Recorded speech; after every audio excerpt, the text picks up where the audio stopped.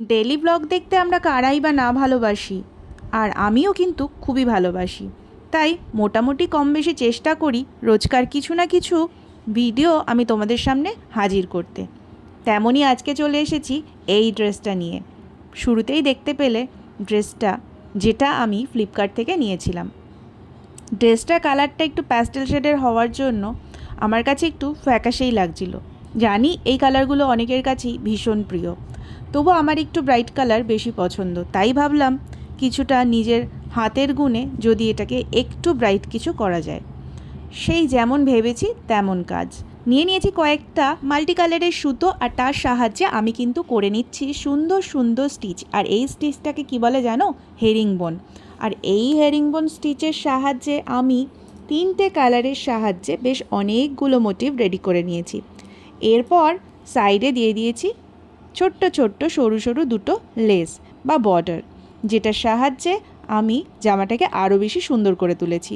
আর এটা করার জন্য আমি কিছু চুমকি ইউজ করেছি। দেখো, ছোট্ট ছোট্ট সিকোয়েন্স, যেটা দেখতে অনেক বেশি সুন্দর লাগছে, বা ব্র্যান্ডেড যে জামাগুলো হয় সেই টাইপের লাগছে। যখন তুমি নিজে হাতে করতে পারো, তখন দেখবে এই সব কাজ করে জিনিসটাকে অনেক বেশি সুন্দর করে তোলা যায়।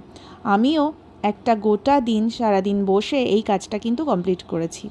খুব বেশি কাজ করার সুযোগ পাইনি, তবে যেটুকু পেরেছিলাম সেইটুকুই তোমাদের সাথে শেয়ার করছি। আর তার মাঝখান দিয়ে এই ছোট্ট ছোট্ট ভিডিও ক্লিপিংগুলো আমি নিয়েছিলাম। এখানে ব্লু কালারের সুতোটা দিয়ে সেম মোটিভ করে নিচ্ছি।